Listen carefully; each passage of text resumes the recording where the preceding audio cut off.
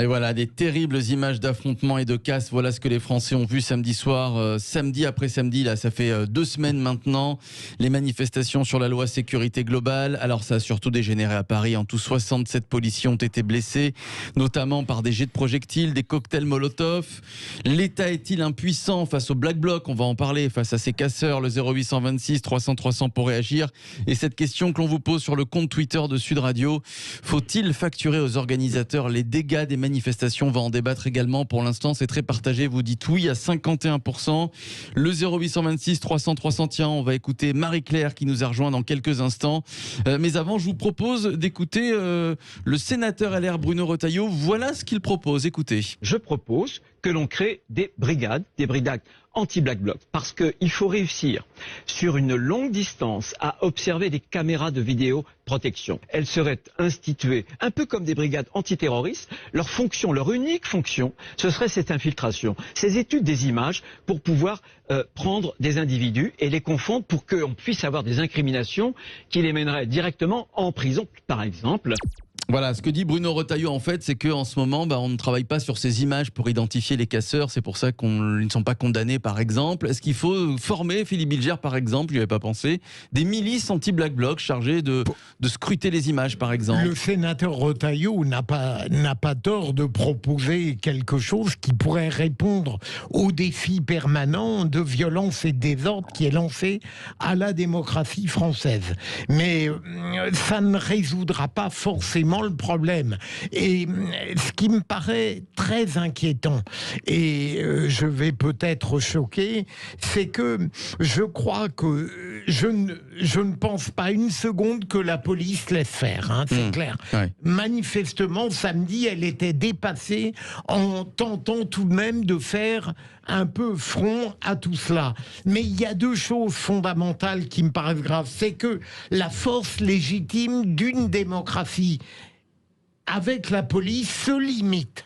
Elle est obligée de ne pas user de toutes les modalités dont elle a le droit de disposer. Et deuxième élément, si la police mettait vraiment en œuvre tout ce qu'elle pourrait faire pour arrêter, se battre avec les Black Blocs, on est à peu près sûr qu'elle aurait l'ensemble de la classe politique et médiatique sur le dos, et c'est elle qui serait coupable. Ouais. Je crois que c'est beaucoup plus un problème psychologique qu'un problème technique. Jean Dorido, c'est vrai qu'on a réussi à faire sortir les hooligans des stades. En revanche, chez Black Bloc, on n'y arrive toujours pas. Oui, c'est complètement inouï. C'est très grave parce que on est en train de voler aux Français le droit de manifester. Alors quand je dis on, ce sont ces Black Blocs, c'est ces espèces de bandes d'ultra-gauche comme ça qui sont contre la démocratie. Et il y a vraiment eu un avant et un après. Ça a commencé avec la loi travail. Enfin, depuis toujours, les gens manifestaient en France et ça se passait bien. Et puis, c'est passé un truc au moment de la loi travail. Et puis après, il y a eu ces semaines répétitives comme ça de gilets jaunes. Ouais. Et quand j'entends Monsieur Retailleau qui dit qu'il faut encore inventer autre chose, c'est pas vrai. C'est vraiment, tout dépend des consignes qui sont données à la police entre faites tout ce qu'il faut, vous avez carte blanche pour maintenir l'ordre. Et je pense que les Français veulent maintenant. Ou alors la consigne est écoutez, surtout pas de blessés. Voilà, ce qu'on veut, c'est pas de blessés. Et moi, j'étais aux premières loges pendant les Gilets jaunes, du 17 novembre, en passant par le Fouquet's qui brûle, etc. C'était en bas de chez moi. Tous les samedis, j'ai vécu ce qu'ont vécu ces pauvres gens du 20e, là, ce week-end, pendant des semaines et des semaines durant. Et j'ai vu, du jour au lendemain, c'était le jour et la nuit, du jour où la police a eu les consignes, ils ont monté, vous savez, ces brigades volantes. Et je les voyais, les types, le matin, qui étaient justement en civil, à plusieurs, très, très mobiles, etc. On a changé de doctrine, si vous voulez, en termes de maintien de l'ordre. Du jour au lendemain, les violences se sont arrêtées. Ouais. Et là, tout d'un coup, ça recommence dans le 20e parce que les consignes, manifestement, aujourd'hui, peut-être à cause du fameux projet de loi sécurité globale, peut-être Darmanin a peur de sauter ou je ne sais quoi. Là, manifestement, la consigne, ça a été... Donc on laisse faire, c'est ça. La consigne, on laisse faire. Non, c'est pas vrai. Alors, c'est pas vrai. On ne laisse pas faire. Pardon, quand la police veut qu'il n'y ait pas de voiture qui brûle, il n'y a pas de voiture qui brûle. Mais Jean, à la preuve, il y en a tout le temps. Alors plus ou moins. Laissez croire que la police laisse faire et qu'elle a pu arrêter. Elle n'a jamais arrêté les Black Blocs, même à l'époque dont vous parlez, malheureusement. parce que probablement, depuis Malik Oussekine, la police ne peut plus aller au bout de l'action qui Malik Oussekine, paix à son âme, c'était il y a 34 ans, c'était en 86, donc il serait peut-être temps quand même de se déchoquer et de faire du maintien de l'ordre. C'est à cause de ça qu'elle ne va Allez, on va accueillir Marie-Claire qui nous appelle de Paris dans une poignée de secondes, juste avant Yael Mellul. Je vous vois, hein, Yael, lever le doigt comme les élèves pour pouvoir parler. Yael, on laisse faire ou pas alors? Non, mais de fait, on laisse faire. Quand on voit les images, on a plus la sensation d'un laisser-faire que de la répression, alors qu'en face, on a des types qui sont complètement sans limite, mais c'est du jamais vu. Je veux dire, ils sont armés de pioches, ils lancent des cocktails Molotov, ils brûlent, ils cassent, ils pillent. On a en face de soi mais des ordures finies. Et le problème, c'est que ce sont des personnes tellement perverses qu'elles sont dans une continuelle attitude de provocation à l'égard des forces de police.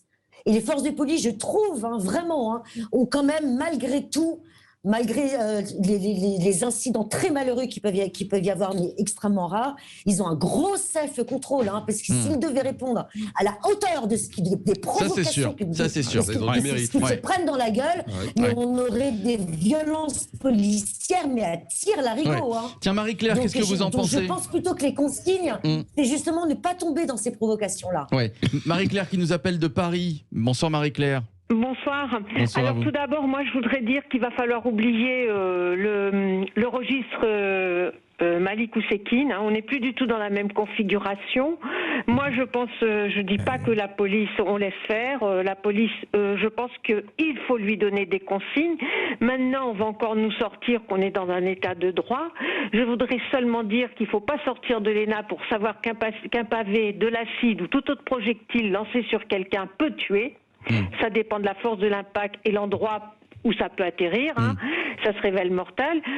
Jusqu'à maintenant, je ne crois pas qu'il y ait eu un seul Black Bloc en prison. Maintenant, j'estime qu'un policier, il est en légitime défense et il doit intervenir dans ce but-là. Il est en légitime défense et il doit intervenir. Voilà, quoi qu'il arrive, il intervient. Maintenant, ça suffit parce que moi, je suis d'accord, M. Bilger dit, ça va, si on leur laisse, si les policiers utilisent toutes les modalités, ça va créer la panique au niveau médiatique et politique, mais pas au niveau citoyen. Vous savez, faites une étude sur les citoyens. Les citoyens en ont marre, va falloir créer, parce que moi, je suis pour créer une milice avec les commerçants, avec les restaurateurs. Vous vous rendez compte, on a interdit au restaurant. Vous restez plus de 4 heures à 4 sur une table au restaurant, c'est rare. Là, ils sont restés plus de 4 heures à défiler, collés serrés. Comment voulez-vous que la population elle accepte ça?